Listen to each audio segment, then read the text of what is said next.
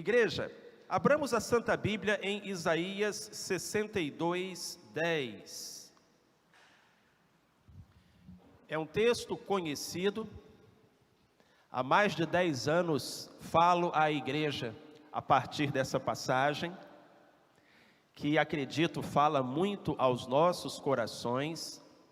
E a vida cristã consiste tanto de descobrir coisas quanto relembrar coisas.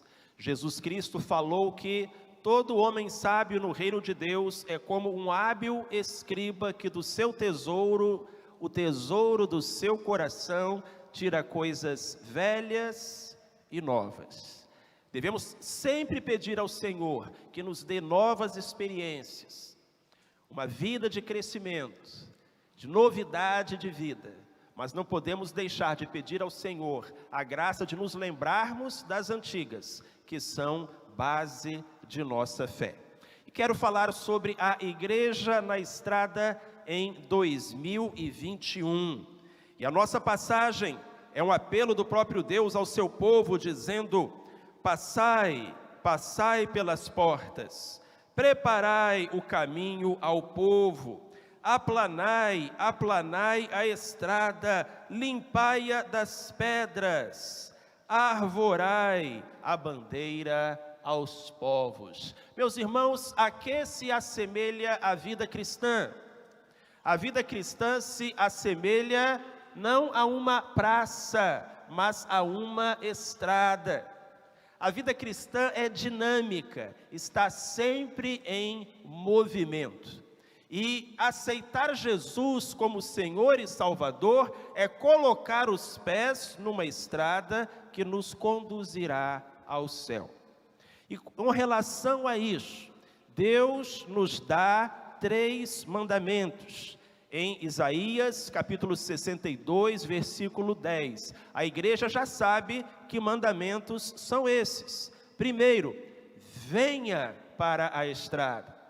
Você que está sentado à beira do caminho, você que está assistindo, que é um espectador do avanço do povo de Deus e do Evangelho na terra, venha participar dessa marcha. Em Isaías capítulo 62, verso 10, Deus diz assim: passai, passai pelas portas. Meus irmãos, nos tempos bíblicos, as estradas começavam nas portas. Cada cidade era cercada de muros, os muros tinham portas, e quando você atravessava a porta, automaticamente você estava na estrada, em um caminho que levaria você a algum destino. Então, quando a Bíblia nos diz para passar pela porta, ela está nos dizendo: vá para a estrada. A porta é Jesus Cristo. Ele é o caminho também, a verdade e a vida, sem o qual ninguém verá a Deus. Não fique assistindo, não fique contemplando, passe pela porta, coloque os seus pés na estrada, siga o caminho. O segundo mandamento que Deus nos dá nessa passagem: cuide da estrada. É responsabilidade de cada cristão zelar pela condição da estrada. Sabe por quê, irmãos? Porque não é só a gente que passa por ela. Ninguém gosta de estradas esburacadas e mal cuidadas. E por isso o Senhor nos diz ainda em Isaías capítulo 62, verso 10: preparai o caminho ao povo, aplanai a estrada, limpai-a das pedras. Meus irmãos, se nós estamos nessa estrada, chamada vida cristã, e se temos companheiros de caminhada, que são nossos irmãos e irmãs, todo cuidado precisamos ter para ajudar e não atrapalhar. Jesus disse: é inevitável que os escândalos venham, mas ai daqueles por quem os escândalos vierem. Por isso Deus na sua palavra diz que nós precisamos tirar as pedras da estrada. E aqui eu entendo que Deus está nos dizendo também que nós não podemos ser pedras. Nós não podemos ser pedras de tropeço no avanço dos nossos irmãos. A roupa que vestimos, o lugar que frequentamos, a palavra que sai da nossa boca precisa aproximar os homens de Cristo e não afastá-los. Anos atrás, um atleta percorreu os Estados Unidos de costa a costa, de leste a oeste, e depois de realizar aquela grande façanha, deu uma entrevista na televisão, e o repórter perguntou: qual foi a maior dificuldade que você encontrou? O que fez você quase pensar em desistir? Você andou milhares de quilômetros. O que fez você quase desistir? E ele falou: não foram os caminhões, não foi a chuva, não foi o sol, não foi a distância. O que muitas vezes me fez pensar em desistir eram as pedrinhas que entravam no meu tênis. Às vezes, amados, o que nos derruba não é uma grande decepção, mas um monte de pequenos desapontamentos. E é por isso que a gente não pode ser pedrinha no tênis do nosso irmão. O crente tem uma responsabilidade tremenda com o seu testemunho, com o compromisso com uma vida santa. Então, primeira coisa, vem para a estrada. Segunda coisa, cuida da estrada. Terceiro mandamento, sinaliza a estrada. O Senhor nos diz na sua santa palavra: arvorai a bandeira aos povos. É assim que termina esse texto. Levantem o pendão, ergam o estandarte, arvorem a bandeira. Em outras palavras, o Senhor está nos dizendo: vocês precisam sinalizar a estrada. Não basta entrar na estrada, cuidar da estrada, você tem que chamar outras pessoas para que venham para a estrada também. Você precisa levantar o estandarte, o pendão, a bandeira que se chama Cristo Jesus. Há um hino que nós gostamos muito de cantar, que nos convida a o estandarte desta igreja levantarmos sem temor. Ela é a muito amada esposa do bendito Salvador. A que se assemelha a vida cristã? A uma estrada. Estrada essa que nós devemos trilhar, cuidar e sinalizar. E aqui se assemelha à igreja. Se formos comparar a igreja a algo, a que a compararemos? Na Bíblia Sagrada, a igreja é comparada a muitas realidades. E são várias as cenas, imagens, associações que encontramos nas páginas da Escritura para se referir à igreja de Jesus Cristo. Quando Jesus olha para a igreja, o que Jesus vê? Quando Cristo olha para a sua igreja, a igreja que é dele, porque por ele foi comprada, por ele foi purificada, como Cristo vê a igreja? Cristo vê a igreja como, meus irmãos e irmãs, uma grande e abençoada família. O Senhor Jesus se referia aos discípulos, chamando-os de irmãos. As mulheres que o viram ressuscitado, naquela manhã de domingo em Jerusalém, ouviram o Salvador dizer: não me detenham, mas vão e digam a meus irmãos que eu irei me encontrar com eles. É linda essa expressão do Salvador. Ele não fala: vão dizer aos meus discípulos, vão dizer aos meus servos, vão dizer aos meus seguidores, e é claro que eles eram tudo isso. Mas parece que Jesus escolhe a dedo a melhor expressão para se referir e diz: vão dizer aos meus irmãos que vou me encontrar com eles. A igreja é essa família, da qual Cristo é o irmão mais velho. Um outro belo hino diz que aqui tudo é comum, o rir e o prantear. Em Cristo somos todos um, na lida ou no pesar. Que maravilhoso é poder fazer parte dessa família. Mas Cristo também vê a sua igreja como um hospital. Ele disse: vinde a mim todos vós que estáis cansados e oprimidos, e eu vos aliviarei. Então, igreja é lugar de alívio, porque a missão de Cristo é a missão da igreja. A igreja segue o Mestre, segue o seu Senhor. E se Cristo tinha suas mãos estendidas para os cansados e oprimidos, o mesmo deve fazer a igreja. A igreja não pode, meus irmãos e minhas irmãs, em hipótese alguma, a igreja não pode ser um clube de elite. Os clubes, fraternidades, irmandades escolhem a dedo quem vai fazer parte daquela agremiação.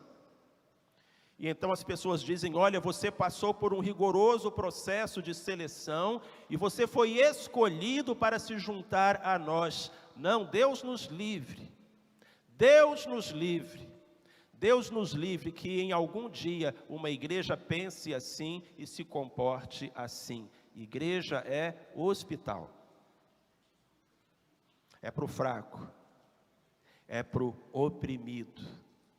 Às vezes alguém me fala assim: pastor, por que tem tantos problemas na igreja? É a mesma coisa que dizer: pastor, por que tem tantos doentes em um hospital?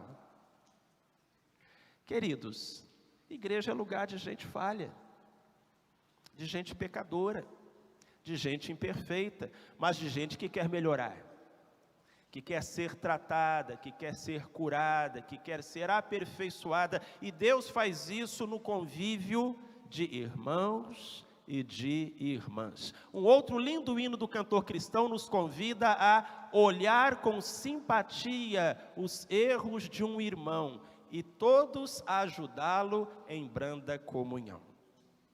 A igreja é uma família, a igreja é um hospital, mas a igreja também é um exército. E isso precisa estar muito claro. A primeira vez que Jesus usou a palavra igreja foi para dizer que as portas do inferno não prevaleceriam contra ela. Meus irmãos, não é a igreja que tem que ter medo do inferno, é o inferno que precisa ter medo da igreja. Porque a igreja é um exército, e digo mais, um exército que está sempre na ofensiva. A igreja nunca está na defensiva.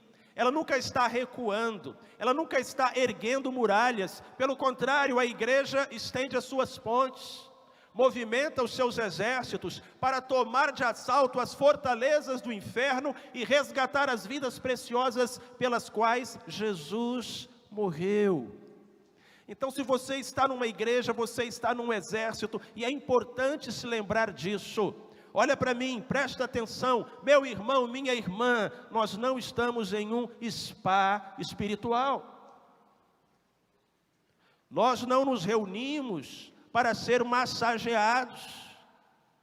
Se estamos num exército, entendemos que dormimos sobre o chão duro e frio, que acordamos cedo, que dormimos tarde, que nos movimentamos de parte a parte, que as lutas vêm. Como nós teríamos vitórias se não nos deparássemos com combates? Então a igreja, erguendo bem alto esta bandeira que é o Evangelho, precisa marchar. Quando Jesus olha para a igreja, ele vê uma família que se ama, um hospital que cuida e um exército que avança, e que nós possamos ter a mesma visão diante dos nossos olhos. Eu queria agora apresentar a você uma igreja, falar para você de uma igreja, dentre tantas, que graças a Deus tem se espalhado pelo mundo. Eu gostaria de apresentar a você uma igreja que você não conhece, é uma igreja nova, e o nome dela é Igreja Batista em Mata da Praia.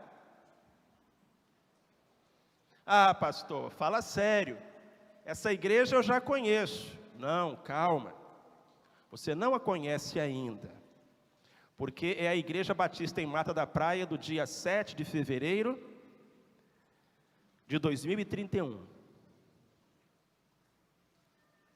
Como será a nossa igreja daqui a 10 anos? E olhem que 10 anos passam depressa.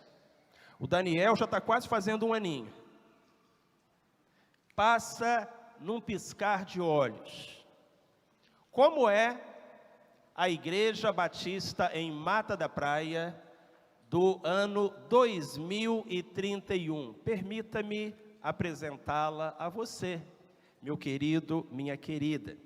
É uma igreja que tem como missão glorificar a Deus e levar a palavra que salva e transforma, acolhendo pessoas, vivendo em comunhão e preservando a família conforme os princípios bíblicos. Essa é a nossa missão. Também é uma igreja que tem uma visão. A visão de ser uma igreja que proclame o Evangelho até os confins da terra, promovendo ações que impactem a comunidade e façam diferença na sociedade, de forma criativa e coerente com os princípios bíblicos, valorizando cada faixa etária com seus dons e talentos. Essa é a visão da nossa igreja. E a nossa igreja também tem valores ou marcas. Ela é uma igreja santa, hospitaleira, amorosa, leal, operosa, missionária. Ela é uma igreja que traz as marcas do Senhor Jesus. Essa é a nossa igreja. Mas permita-me que lhe fale um pouco mais dela e que a apresente a você um pouco melhor.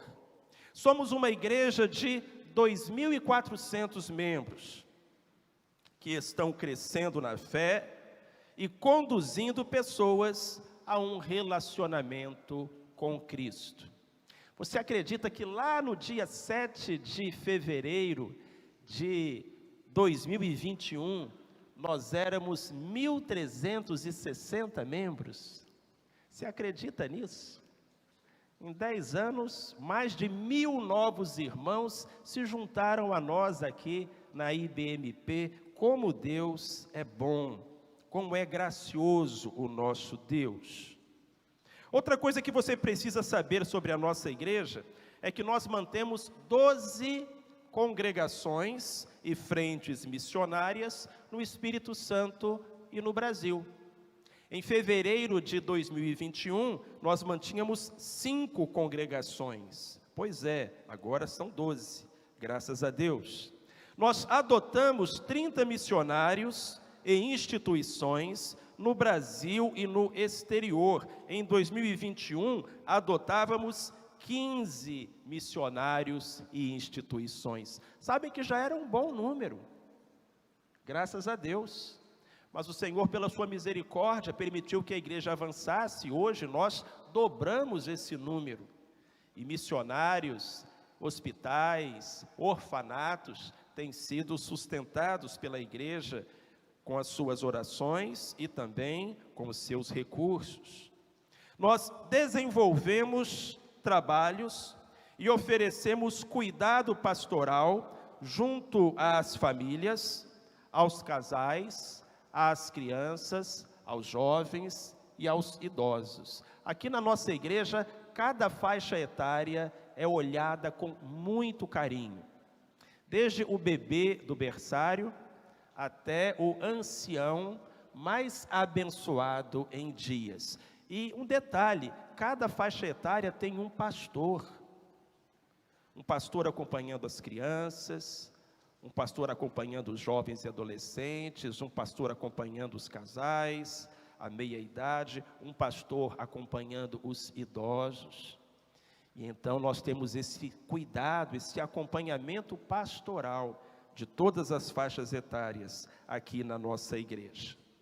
Nós realizamos 4 cultos nos domingos, porque a igreja foi ficando grande e o templo foi ficando pequeno. E várias reuniões ao longo da semana. As nossas dependências, o nosso espaço físico, graças a Deus, oferece acessibilidade. Não tem nenhum cantinho do nosso espaço físico que o cadeirante, o deficiente visual ou qualquer outra pessoa não possa alcançar. E também as nossas dependências nos oferecem condições para realizarmos os nossos projetos e muito espaço para comunhão. Nós somos uma igreja que gosta de se reunir, de fazer festa, almoços, cafés, conversas, e graças a Deus nós temos um espaço físico que nos proporciona todo esse congraçamento. Deus é bom. Dedicamo-nos à música, à educação, à cultura, à saúde e à educação. Nossos membros realizam atividades evangelísticas nos hospitais, asilos, presídios, escolas e faculdades. Não queremos ser uma igreja trancada dentro de 4 paredes. E por isso, os nossos irmãos e irmãs estão em todos esses lugares para compartilhar o amor de Deus. Trabalhamos com dependentes químicos, menores em situação de risco, moradores de rua, famílias carentes. São alguns dos grupos que recebem uma atenção toda especial da nossa igreja. E nós poderíamos aqui também falar dos surdos, poderíamos falar dos deficientes visuais, poderíamos falar dos estudantes estrangeiros, dos asilados que vieram para o Brasil, os imigrantes e uma série de outros grupos que nós procuramos atender. Também, meus irmãos e irmãs, temos ministérios com estudantes, universitários, empresários e profissionais liberais. Deus tem colocado os membros da igreja em contato com essas pessoas e então elas têm sido evangelizadas. Por causa de tudo isso, nós somos uma igreja bem conhecida no bairro e desfrutamos do bom conceito da comunidade. Assim como aquela igreja lá de Jerusalém, sobre a qual a Bíblia diz que ela caía na graça de todo o povo, ouso dizer que nós temos caído na graça dos nossos vizinhos, dos nossos concidadãos, e somos uma igreja querida, não apenas por crentes, mas por todos os moradores dessa cidade, pelo bem que a ela fazemos em nome de Jesus. Realizamos vários trabalhos missionários no Espírito Santo, no Brasil e no mundo. Como eu disse que não somos uma igreja que quer ficar trancada dentro de 4 paredes, nós fazemos muitas viagens missionárias, ações sociais, projetos evangelísticos, viajamos por esse Espírito Santo, vamos a outros estados do Brasil e até viagens missionárias internacionais, Europa, África, América do Sul, até essas localidades têm sido visitadas pelos nossos irmãos e irmãs. Mas eu acho que o mais importante sobre a nossa igreja é o que eu vou dizer agora. Estamos empenhados no processo de ser e de fazer verdadeiros discípulos de Jesus Cristo. Aqui na nossa igreja nós não costumamos dizer que somos membros de uma igreja. A gente costuma dizer que a gente é um discípulo de Jesus Cristo. Porque, infelizmente, a expressão membro de igreja, às vezes pode ser diluída e alguém ter o seu nome no hall de membros de uma igreja, mas não estar realmente crescendo na fé. Então nós preferimos dizer, ao invés de falar que somos membros de uma igreja, nós preferimos dizer que somos discípulos de Jesus Cristo. E estamos empenhados num processo de ser verdadeiros discípulos e de fazer verdadeiros discípulos, cumprindo assim a grande comissão dada por Jesus. Essa é a nossa igreja, a Igreja Batista em Mata da Praia, no dia 7 de fevereiro de 2031. Posso lhe fazer uma pergunta? Você gostaria de ser membro de uma igreja dessas? Gostaria de fazer parte dela? Eu sim, penso que é uma igreja com a qual vale a pena sonhar e pela qual vale a pena trabalhar. Então, irmãos, a grande pergunta que a igreja do futuro nos faz é essa: que compromissos assumidos 10 anos atrás nos ajudaram a ser a igreja que somos hoje? O que vocês acham que lá 10 anos atrás, lá em 7 de fevereiro de 2021, nós fizemos, e que significou um ponto decisivo para que hoje nós fôssemos o que nós somos? Amados, a igreja do futuro depende da igreja do presente. E de algumas escolhas, de algumas decisões que eu e você tomaremos esta manhã.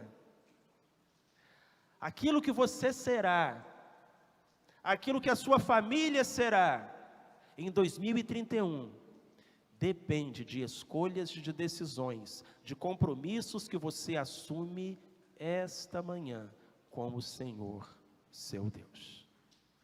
E se Ele nos tem dado sonhos, vamos para a estrada, cuidemos da estrada, sinalizemos a estrada, coloquemo-nos a caminho e marchemos rumo à realização deste sonho, que eu acredito não é só nosso, é sonho de Deus para mim e para você. Amém?